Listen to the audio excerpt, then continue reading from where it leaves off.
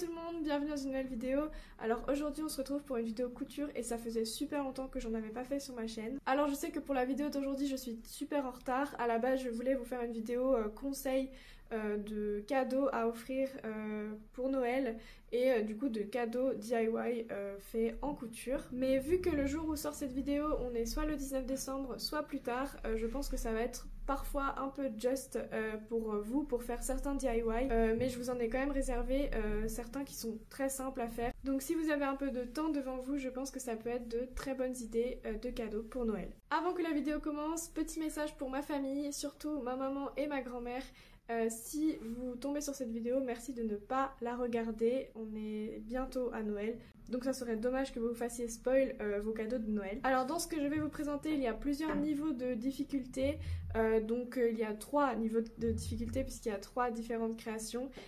Donc je commence par le plus simple et je termine par le plus compliqué, et vous pouvez vous rendre au timecode que je vais vous mettre à l'écran selon si un DIY vous fait plus envie qu'un autre. Alors on commence tout de suite après le générique.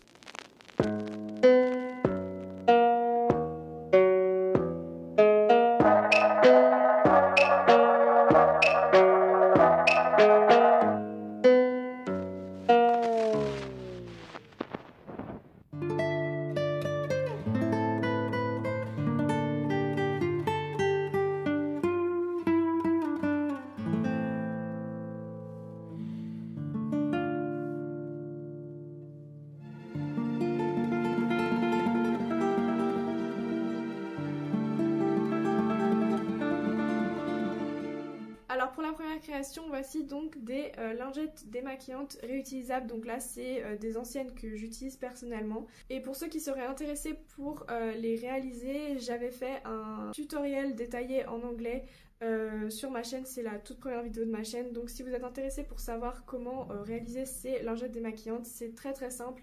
Et je vous invite du coup à aller voir la vidéo qui sera juste ici. C'est vraiment un cadeau super écologique et super simple à réaliser, et en plus c'est un cadeau très utile à offrir à votre famille. Pour réaliser ces lingettes démaquillantes, vous avez simplement besoin de récupérer vos vieilles chutes de tissu, et vous avez également besoin d'un tissu éponge qu'on trouve dans plein de magasins de tissus. Mais si jamais vous voulez vraiment rien acheter neuf, vous pouvez également réutiliser d'anciennes serviettes de bain que vous n'utilisez plus. En plus, pour réaliser ces lingettes démaquillantes, j'avais été acheter du tissu éponge neuf, sauf que c'est un tissu qui s'effilochait beaucoup, donc c'était un peu... j'étais un peu déçue d'avoir acheté ça neuf, alors que je pense que si j'avais récupéré des vieilles serviettes de bain, peut-être que ça aurait été un tissu de meilleure qualité. Donc je vous invite vraiment à simplement récupérer vos vieux tissus qui sont déjà chez vous. Et pour donner un peu plus de détails à vos lingettes démaquillantes, vous pouvez également ajouter des rubans, tout type de ruban que vous trouvez chez vous, ou vous pouvez tout simplement en acheter aussi en magasin, qui permettent tout simplement de les accrocher dans votre salle de bain pour les laisser sécher. Et pour ce qui est de la couleur pour votre tissu éponge, je vous conseille vraiment de ne pas faire comme moi et ne pas utiliser un tissu éponge blanc parce que ça se tache beaucoup.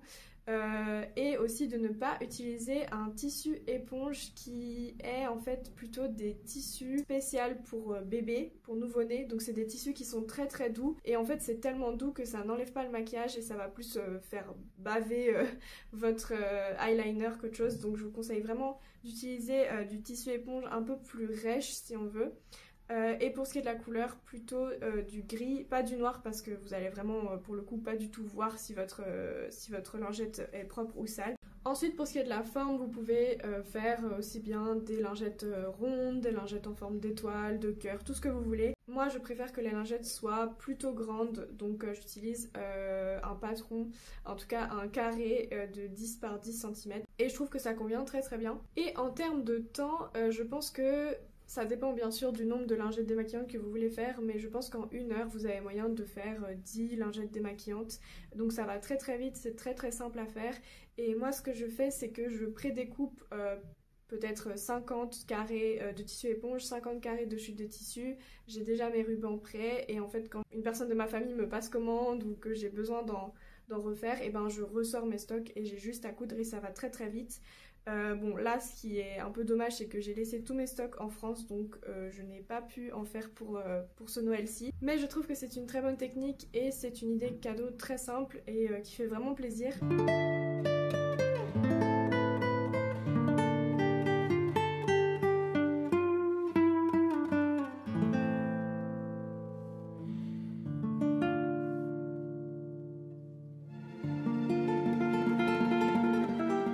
Et maintenant passons à la deuxième idée cadeau. Donc il s'agit tout simplement d'un tote bag qui se ferme avec une fermeture éclair comme ceci. Je voulais vraiment que le tote bag puisse se fermer parce que personnellement quand j'utilise un tote bag et que je mets pas mal de choses dedans, j'ai toujours peur que quelque chose tombe. Donc là je trouvais ça vraiment pratique que le tote bag puisse se fermer. Et il faut savoir que depuis septembre je prends des cours de couture auprès d'une professionnelle. Donc ce sac a été réalisé pendant un de ces cours, donc j'ai pu être conseillée parce que vous allez voir que c'était vraiment pas comme ça que je prévoyais de faire le tote bag. Pour ce qui est du choix du tissu, au début je voulais utiliser un tissu rouge comme celui-ci, mais au final j'ai préféré opter pour ce tissu là qui est un petit peu plus plastifié. Je sais pas si vous allez voir à la caméra, il est assez fin, mais je pense qu'il est un peu, il est un peu plastifié, donc je trouvais ça assez pratique, surtout s'il pleut, vos affaires risquent moins d'être trempées. Et aussi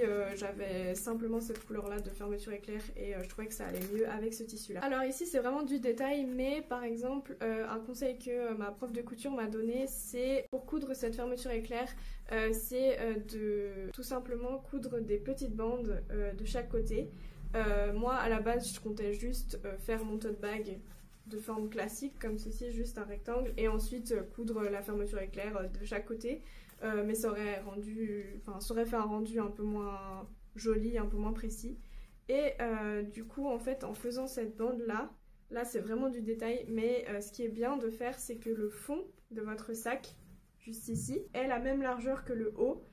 Comme ça va donner un peu une impression de faux côté de votre sac alors qu'il n'en existe pas. Mais ça va donner un côté un peu plus professionnel, un peu plus joli au niveau des finitions. Et d'ailleurs pour l'anecdote, ici j'ai utilisé un vieux tissu qui appartenait à mon arrière-grand-mère. Et d'ailleurs tous les tissus de cette vidéo sont, en tout cas presque tous, sont faits à partir de tissus recyclés ou de tissus qui appartenaient à mes arrière-grand-mères. Donc ici c'était une ancienne longue chemise ou robe chemise et je trouvais que c'était parfait pour en faire un tote bag. Et maintenant passons enfin au sac à main.